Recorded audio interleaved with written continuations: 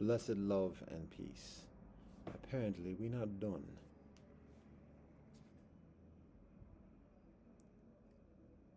There's a nice musical medley that is being shared for responsive purposes. So we share the commentary here accordingly. The first selection, musical selection, it seems to be not like us, bumping from outside the window. Now, for the past about 20 minutes, it's been the same song on repeat, which presumably is for the intention of provocation or annoyance or whatever else. And maybe kinfolk are trying to take a page out of her own playbook and like do it back towards us. But kinfolk ain't on their studies. Kinfolk on their P's and Q's, because it's actually obvious, and the obviousness of it makes it easier actually. And that's not a matter of taunting of like up your game of bullshitting, but that's just facts. Also recognizing, again, I mentioned before, there being interesting traffic patterns based upon just beginning this joint, and then it coinciding with the topics that are being said. When I stopped recording, that's when we got the initial medley. Oh, now we got voices right outside. Beauty. So, right when I started recording, that's when we got the initial medley of it would seem like Not Like Us. I don't even know what it sounds like, to be honest. I've heard it before briefly, but I don't know it enough to be able to say, yeah, that's it. Sounded like it. Wasn't trying to listen too tough anyways. Then after that, we've gotten the medley of the music. Now that we started recording again, mind you, this is about 1 a.m. now. Now that we've started recording again, just at this moment, now the music is down now that I've been talking about it. So we're observing like the responsiveness, even at the street level, how it translates to the street level. Because as I started recording just seconds ago, the music just went on low. It's on low, but it's still on. And then right as I start speaking, now another vehicle starts to pull up and it has their car phone on loudspeaker. So just observing the conditions, the responsiveness, and the tactics. And again, it's further obvious. It's also not always antagonistic with the intentionality of like get at itness. But a lot of it is just even when it's not intended as antagonistic, it's not productive, and it's not constructive ultimately or predominantly. And then the get attedness, the hired, like again, whenever it is get attedness, by and large, these are the slaves, the peons, and that's not all. They're children of God. They're children of God being utilized as puppets of antagonism. And so it's again the ground level grunt workers. So it's a matter of recognizing that they're not doing it of their own volition. So not to get mad at the kinfolk accordingly, because it's hired. It's not even hired. It's just enslaved kinfolk that are doing the wills of others. But that being said, to discern who those others are and what that will is, accordingly, and again, as the tactics are increasingly obvious, the wills and the intentions become increasingly obvious, and the desperation within those agencies endeavoring the antagonism or whatever also becomes increasingly obvious to the point of even, again, not condescendingly or erroneously having some kind of excessive compassion or whatever, but just like discerning like what the kinfolk is like desperate, and like clutching at, grasping at like last straws and loose straws, as way. Now the music is off, and the telephone is off at the moment. What we can expect at some point is the chirp chirp, and maybe somebody else, whether it's the standard brethren speaking loudly, or somebody else, but at the moment, or something new introduced into the scenario. But at the moment, it's very quiet. But in recognizing and observing the conditions and the tactics and the desperation, we also recognize further the vulnerabilities, and it's not just ourselves recognizing this, but the other game players recognize this too, which is one of the things that we try to inform kinfolk about. And so, what we are aware of, again, still the Greco-Roman cultic figurine is still here at the building. Have yet to complete that project or whatever that is articulated before, because we're still focusing on priorities of what we have at the moment.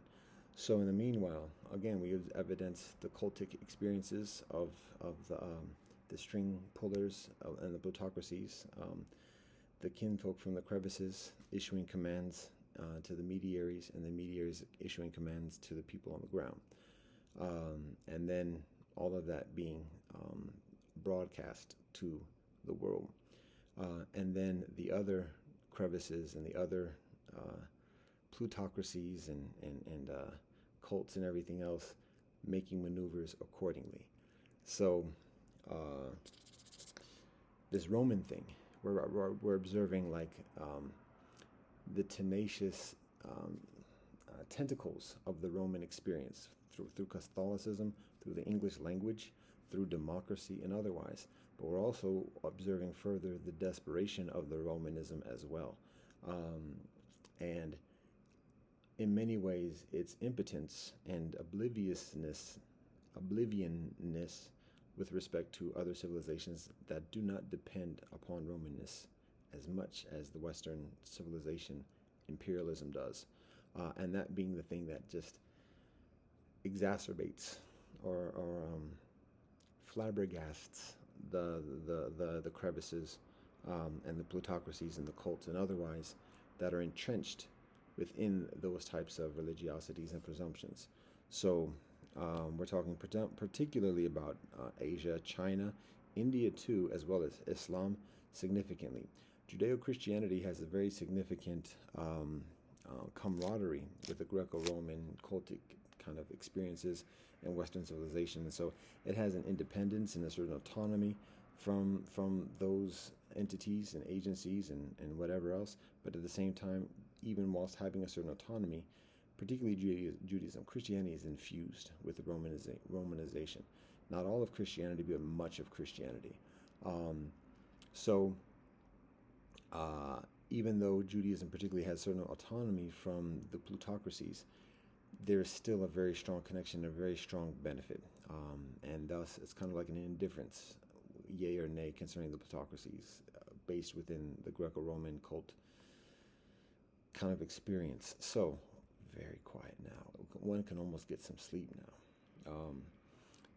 And some of it, to be honest, when I do recordings at night, some of it does have an air of, yo, I'm upsetting the cipher in our hood by being up and talking about stuff, but you can't say anything because, like, how would you know, and this and the other, and so that would just reveal all types of vulnerabilities. So instead, it's passive aggressive. Yo, Peter, come on, man, shut up, go to sleep, do something. But even then, when I do go to sleep, and additionally, it's still kicking up dust at 2 and 3 a.m. So that's part of the reason for the comparative irregularities of sleep behavior, because it's not excuse, it's not putting on anything else, but it is an element of the conditions without being able to properly concentrate on a remedy on a consistent basis. So anyways, observing conditions. Got all that? All right. So going back to the imperialist thing, again, much of the English-speaking based imperialism. Imperialism is imperialism. It's not limited to or exclusive to any particular ethnicity or religiosity. The Western experience of it is significantly established and experienced within a Greco-Roman, Judeo-Christian, and now English-speaking kind of experience. But French is very much enveloped in Romanization as well. Espanol as well, definitely. Latin. So, now we get into the conversational portion of our program.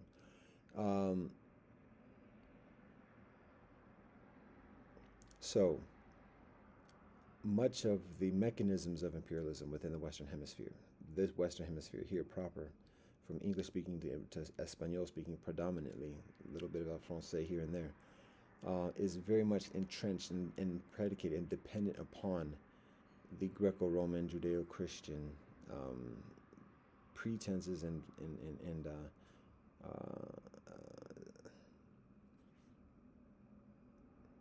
foundations of the imperialism. so that when somebody doesn't need English to communicate oneself, when somebody doesn't need Judeo-Christian religiosity to have a relationship with God, somebody doesn't need um, uh, Greco-Roman democracy to organize and administrate things, that person is an increasing liability within the standard methodologies of doing things, and thus is either vilified for that, stigmatized. Oh, we don't know about that such because we don't know how to control them. But that's basically the trope, and so that plays itself out in a lot of the political propaganda within the domestic national sphere of terms of xenophobia towards Chinese people and Asian generally, xenophobia towards Asian religiosity, described as being hedonistic or polytheistic or blasphemous or otherwise, xenophobia towards Islam and Muslims. Um, those are like the three main many of the three of the main like perceived threats towards Western civilization, particularly within the Western Hemisphere. Africa is actually in there too, but at the same time, it's not necessarily perceived as much of a threat, at least in terms of viability of a competing imperialist methodology, for a number of reasons. But even in same thing with European indigeneity. Similarly, the primal natural collectives of Africa and Europe abstain from having the same tendencies and intentionalities of imperialism. So, but that factors into it too. Both are just basically regarded as paganism in terms of Judeo-Christian religiosity and stigmatized as such. So even though many of the people come from these experiences, people are conditioned into self-hatred and self-denial and repression from those primal experiences, because that's the archaic hedonistic ways, the sinful ways of forebears. So it's repressed and denied and devalued in that respect. And then indigeneity, same thing, but it's like not even talked about because people just try to pretend that it doesn't exist. A conversation with kinfolk just in recent weeks says there are no indigenous people, at least here in the Cuyahoga area. So anyways, all that is to say that in that scenario of the plutocracies of the crevices issuing orders to the middle managers, and the middle managers issuing, and those are the gangsters and the politicians and all the people who are the touted big kingpins or whatever else. They work for the crevices, but they look like they're numero uno or whatever else. They put the orders into to the people on the ground who actually do the do. In that scenario, the crevices in the Western Hemisphere and Western civilization become annihilated by the other crevices from around the world, and are very where when the crevices are dealing with somebody who is perceived as existing just within one particular category, one box, African, European, Christian, Jewish, Muslim, or whatever else, then the crevices tend to be very confident of how to isolate, neutralize, or whatever the individual, while staying within the fold.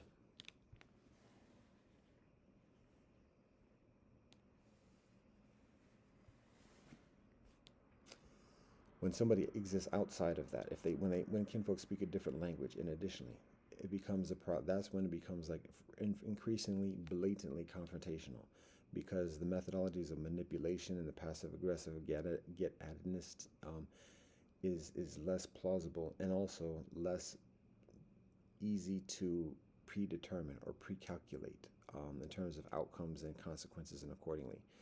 It seems as though it's being recognized, that same phenomena of not being able to calculate the totality of it pertaining to mixed people too, because again, mixed people are outside the lines, and when mixed people have allegiances and connections and relationships and loyalties and cooperation in relationships beyond language binaries, beyond language boundaries, beyond religious boundaries, beyond national boundaries, and additionally, ain't no telling, literally, So that puts a pause to it as well. It doesn't put necessarily a stop, because kinfolk still resort to like the ignorant ways or whatever.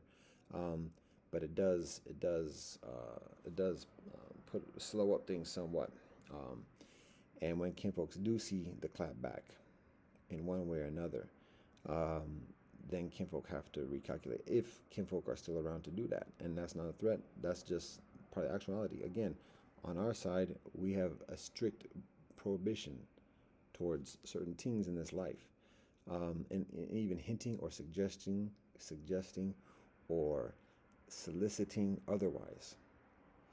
And it's not the kinfolk immediately around us. That's too obvious, and it's too easy to call that out and whatever else. We're talking about the works of God, and the works of the universe, the works of karma, the works of universe. It comes out the woodwork. Do the math, do the studies. That's the nature. So, um, anyway, interesting activity. Now we have phone calls. We have usual suspects. The vehicle that was here just a minute ago is now gone. That was doing the speakerphone, but we have somebody else on their speakerphone now. And then usual suspects. Interesting continuity concerning usual suspects. That's not surprising, but um, it is notable. So, these are some of the conditions. We were talking about something, though, before this to precipitate all of this.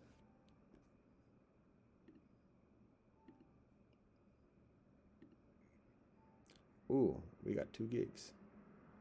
Lidi, Ladi, Lodi. Um, hmm.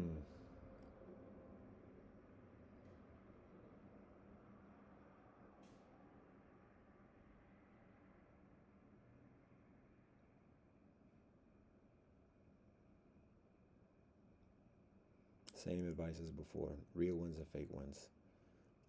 Realness within oneself first, and building accordingly, focusing on the basic needs of life, and cultivating discipline to satisfy those needs in the most righteous way, observing those who share similar behavior, similar principles, and practices of ethics, and then building communication and relationship with kinfolk accordingly. So that's across the ethnicities, that's across the religiosities. Um, there's a consideration, trying to think what this actually is, and then whether this is shareable at this moment. Um, some of it's actually going back to yeah, all right, so here it is. Okay. It deals with the situation of citizenship again. I talk about, again, the guiltiness on citizens, um, talking about any citizen taking any umbrage with anybody else, asking that citizen very plainly up front, how many people have you killed this week? How many people have you killed this month? How many people have you tortured? How many people have you raped? How many people have you stole from this month, this year? Music is on again. Or at least the phone is. The volume is on loud. So that's the question for the citizens. Whenever citizens are going to get on, or talk about getting on the high horse or anything about questioning anybody else's behavior, how many people have you killed this week? That's facts. If you're a citizen, your government, how many people has your government killed? Whether that's the police and a subsidiary of which you are a sovereign entity within, and thus accountable, or whether it's your military. Officially, how many people has your military killed this month? That's on you. The blood is on you. You might say it's just a drop when it's spread around 300 million people, supposedly, 100 million people, 10 million people. Blood is blood. How many people have you killed this month? So, understanding the weight and the extremity of citizenship, with all these talks about liberty and people do what people want to do, liberty has a cost. So, how many people have you killed this week? How many people have you killed this past month? Now, that being said, I talked before on a previous joint about lowering the age of citizenship, the comprehensive age of maturity The age of intoxicants, legalization, the age of consent, the age of marriage, the age of citizenship, the age of conscription, the age of utilizing mobile devices and accessing the internet without adult supervision, all 16. Plain and simple and sobering. Um, so that was another thing recently shared. The other consideration, oh, this is another one too. Also think about it. Um, finishing up on the citizen joint. Um, the consideration is actually um, in that joint about the age of maturity and citizenship being established at 18 years old or 16 years old. Categorically, there's also the option for an individual to delay that another year, categorically, so don't have all those quote unquote privileges or rights for cell phone, sex, marriage, or otherwise, at least without a parent's permission, um, until next year, 17 years old, and can delay it again and delay it again and delay it again indefinitely. Doesn't want the weight of citizenship, doesn't want to be exposed to conscription. Um, Fine. Then that doesn't, unable to utilize a cell phone by oneself, unable to get married, perhaps, presumably, without parental consent, unable to have sex without parental consent. There it is. So, but that notion of delaying citizenship indefinitely conjures up the whole notion of, do people have the right to refuse citizenship? What about that in this land of freedom and everything else like that, quote unquote? That seems to be yet very much touted or talked about, but logically it's very much there. And building from that consideration and that truth, when kinfolk don't want that responsibility, is saying, y'all are tripping. I'm not trying to be part of y'all. Y'all can keep your vote. You can keep whatever. You can keep Social Security. You can keep the benefits or whatever else. Permanent resident status, or whatever. There it is. No citizenship. I'm not signing on to that. And incorporating that within the political sphere of society. Um, and when that's the case, how many people make that decision? How many people are already making that decision by not voting, by not registering, and not participating in the democratic process? Even the feign semblance of a democratic process by just even voting every 4 years, not even doing that. Majority, so is said. So already people are opting out of citizenship, generally speaking. How much benefits people are gleaning from it or otherwise, that's another consideration. Taxes is a different situation. People don't have to be citizens to pay taxes. People don't have to be citizens to owe taxes. If kinfolk are generating income, money from this land or otherwise, from this social order of the government is facilitating, that's taxable money. So that's different than citizenship. But in that notion of the voluntariness of citizenship, of being able to deny or negate or forsake or refuse citizenship, here's the consideration. There being three categories of beings in a society, in a nation. This is like a compromise. One is a citizen, as usual, per usual, as it exists for basically about a century and a half, 2 centuries. One is the citizen, because before that was a feudal system. It was a king, basically from European context. It was a king or the Pope of Catholicism that was the ruler and the dictator and everything else, and then everybody else was subjects. So the decisions of the kingdom was significantly on the king and his court, and the feudal masters within the court who have property, rather than on the main numbers of people who are the subjects and work on that system.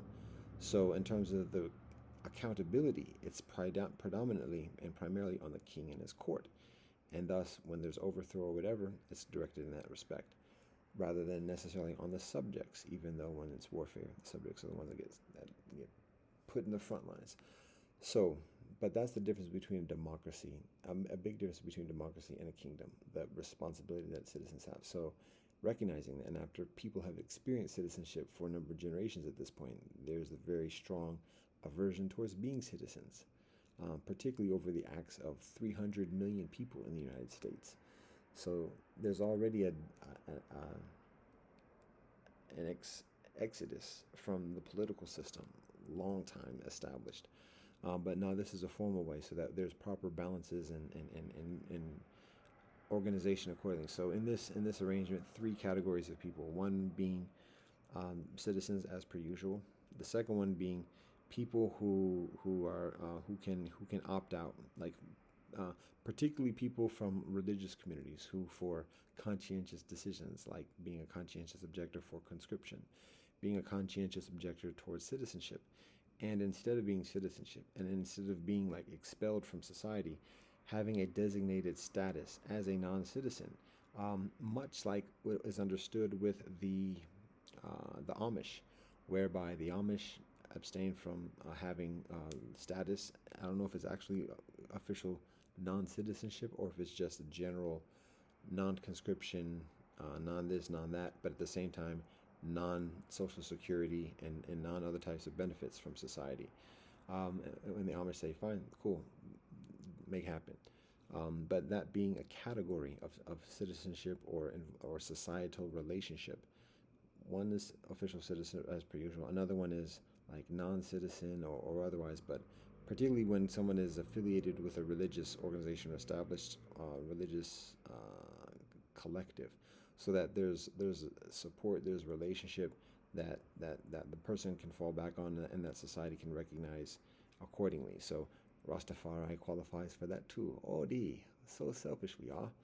Anyways, so that's the second category. The third category is off the books, jungle, wilderness, indigeneity, no citizenship, like no involvement or like no contact with convention, um, and so uh,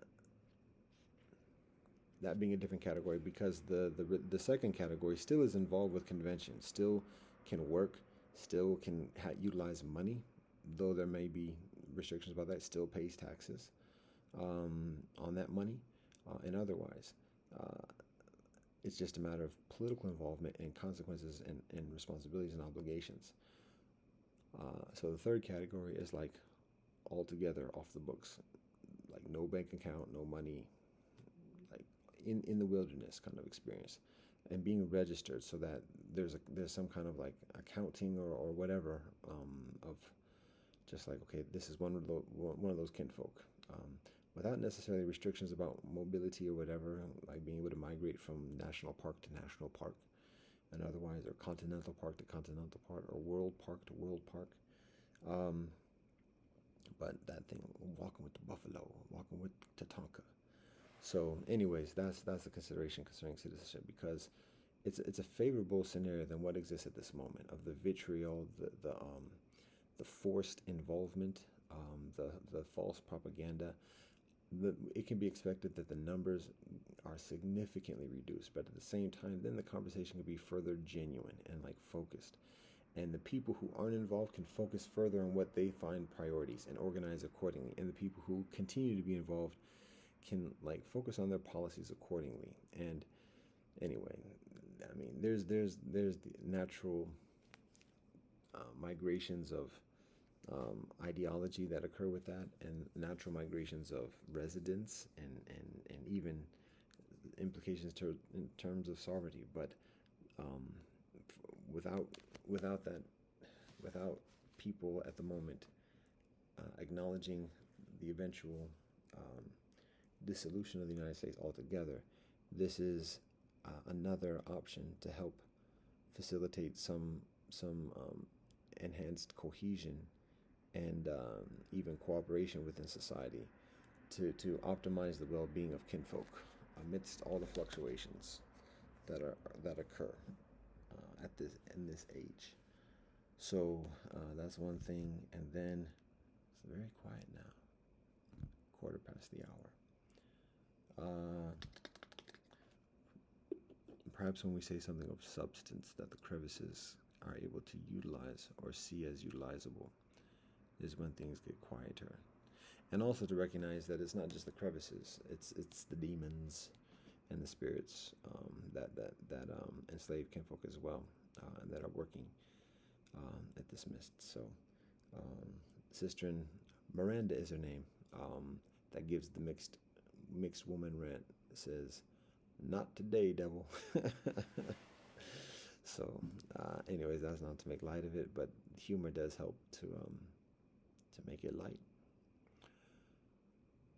and it's realness with the humor. Uh,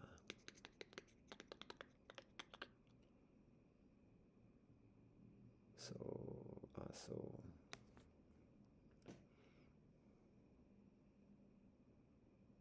one of the reasons why I am without the garb that is usually seen is warmer at this moment, and there's no ventilation. There's very little ventilation here. There ain't got no AC, ain't got no fan. This is the primary electricity that is utilized in this joint. So it gets warmer, and then it gets to be a sweat box. So that's part of the reason for this. Now it's not that hot. This is Ohio. It don't get that hot here, but at the same time, this is what we're acclimated to. And anyways, we only got so much for the laundry expenses. So meanwhile, this is what's being done now. We could put it on. We have sweated in the past, but at the moment, it is what it is.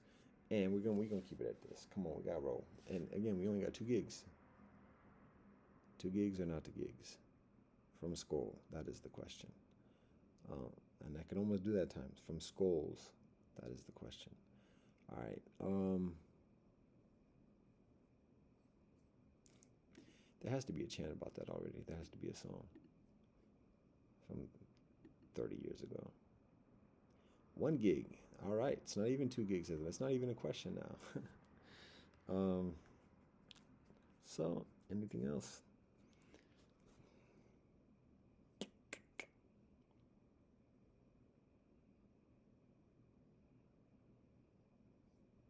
Still looking for a wife. Still preparing a marriage contract. Working on a bartering offer in terms of just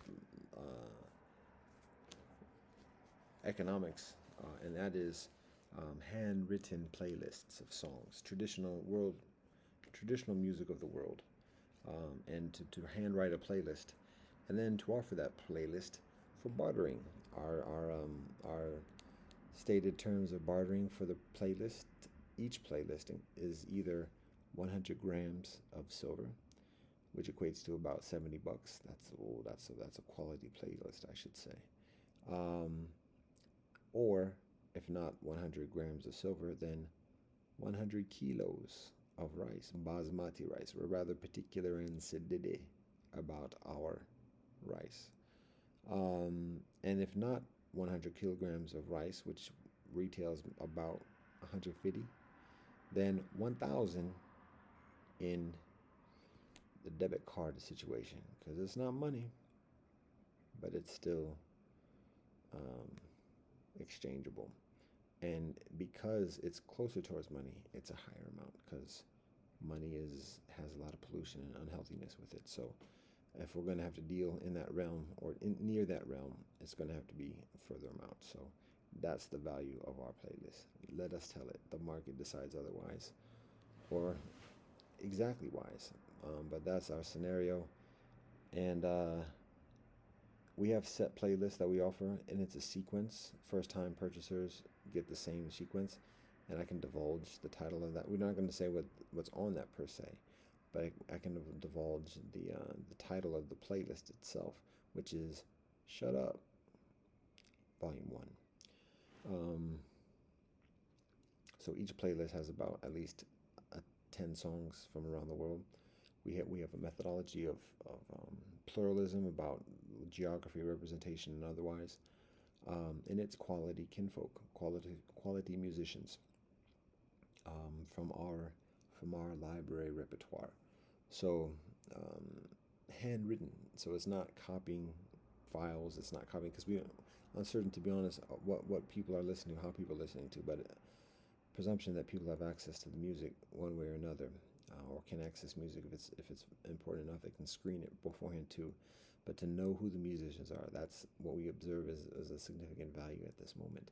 And it's handwritten, so that's part of the directness, the relationship, the experience, and continuity, and value within the materiality that we share. So anyways, that's what we do. We see how it goes.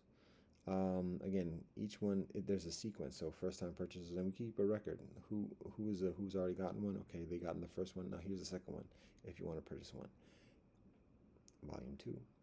Um, and amidst long-term, like established clientele, people that we do business with, that we trade with, that we exchange with, there is the um, openness, there is the propensity for requests, to request a playlist about either type of music in terms of like mood or region or musician or otherwise, or instrument or other themes. There's that propensity, but amongst our established clientele. Otherwise, it's established what we already have available, or what we already make available in the sequence of availability. So that's that. Amidst all the grand ideas that we share. Um, I begin reading the book, actually 40 pages into it. And by 40 pages, I'm talking about the narratives. And at the moment, to be honest, what we observe is that, because I read many of the Wikipedia articles, I didn't read all of them. I didn't read all through all of them. The emphasis was identifying, or the emphasis is initially identifying the people to include, and then just uniformly utilizing the Wikipedia articles as a continuity, and recognizing that the Wikipedia does not have the same author for each one, obviously, but there's still a continuity, a shared frame of reference, so in a certain quality. Because one thing we learned is that the measure of a fair ruler ensures all are equally unhappy. Um, so that's our methodology. And now in doing that and reading the articles now, to be honest, it's actually interesting. A lot of it is a little bit excessive in terms of the scientific disclaimers and critiques. It becomes further sterile from the narratives. We understand a lot of it's part of the archaeological protocols of attributing theses and whatever to specific historians and specific findings and otherwise, but like it's meant to like share the story, tell the story, and then like save the commentary and everything else for like afterwards. Um, but we recognize that's different from a lot of the historic academic culture. So different strokes for different folks. But we do find the narratives, and it's beneficial. Obviously, the narratives are in further detail for some than others. Some of them has a lot of commentary, and so again, each one has its own author. But what we glean, and what I glean from just reading the beginning pages, it's actually comparatively accessible reading. The level of reading, the ease of it, the 40 pages, and comparatively, I'm a slow reader, to be honest. So, and actually, that's 40 pages, and each of these pages, these are textbook pages, so it's like twice as big.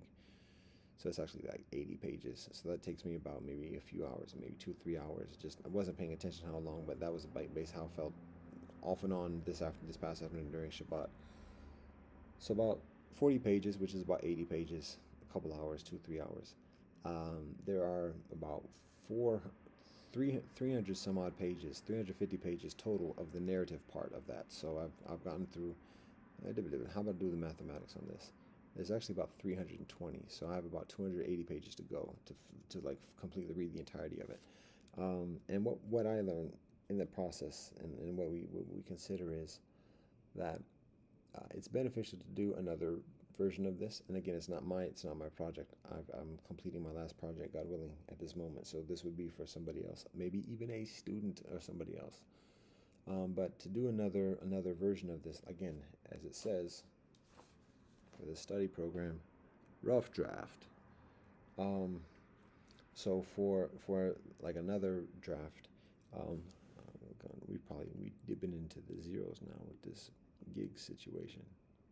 1.2, 1.2.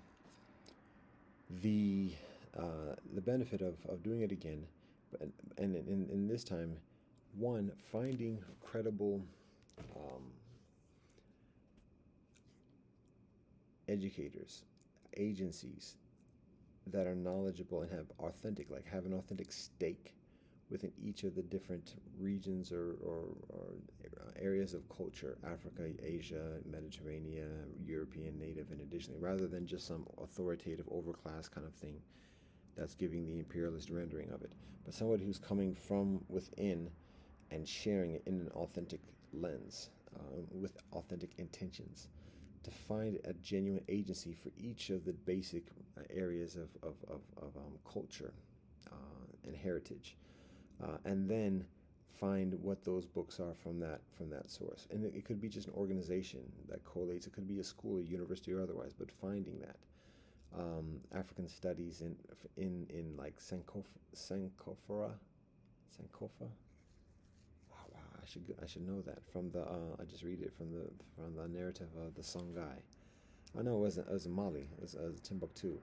Um, but anyways, African studies departments from African universities, similarly with around the diaspora for each heritage, and to look at these places for further readings and sources of reference and credible references, and because I also observe like some of the writings of these joints sound or look like maybe AI, and that doesn't necessarily discount everything that's written, but it does put further caution and like scrutiny towards what is written as well, because there were some of the narratives that just were a little bit shaky on the logic, and it wasn't that obvious, and so it was like it's something that could like be done by AI without necessarily catching itself. So, and again, we're not very familiar with and versed with what AI is being done with, or is being is doing, or is being utilized for otherwise. But based on what we have heard about people writing essays and doing other things with AI, that level of sophistication being applied for Wikipedia articles or things offered as Wikipedia articles. So, um,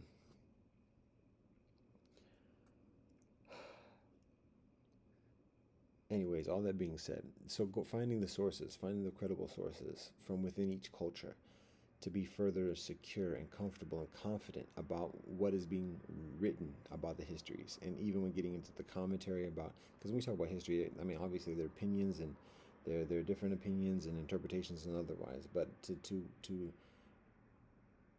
listen to the agencies that are genuinely derived from those heritages and cultures rather than outsiders that have further undue influences and intentionality. So, all that being said, the idea for another version is to do the same thing, same kinfolk, generally speaking, and then just to focus on the narrative and narrow down the text to focus on the narrative, so that a lot of that sterile kind of archaeological science speak about critiques and disclaimers and everything else like that, keep that for like 201, and instead at this moment just focus on the narrative and storytelling. um, but that being said, we do find it rather readable. The articles are decent length.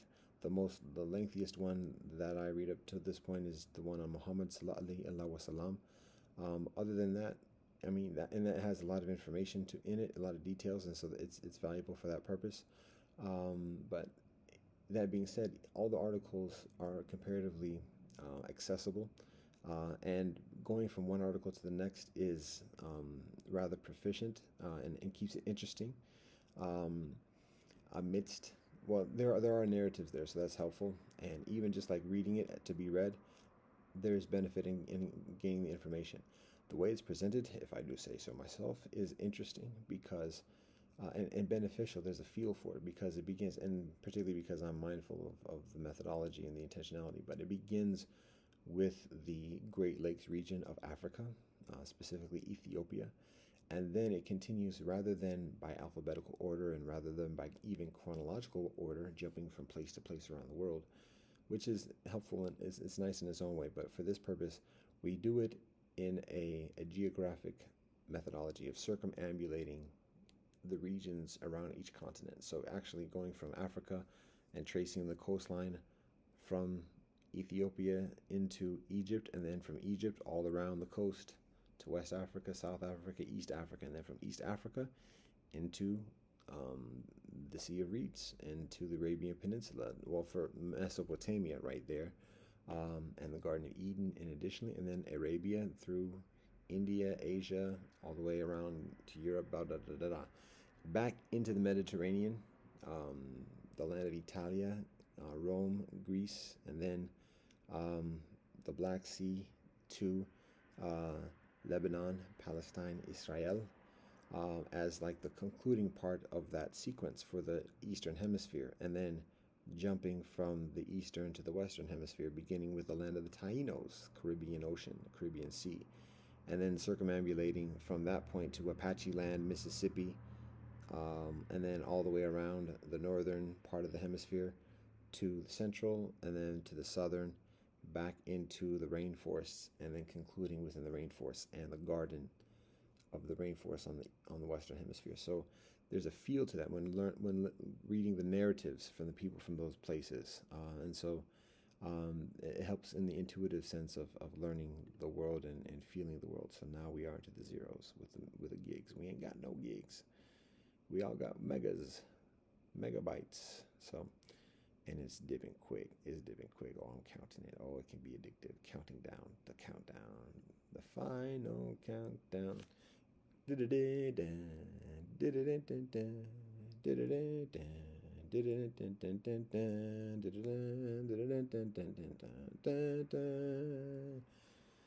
Oh, he mixed.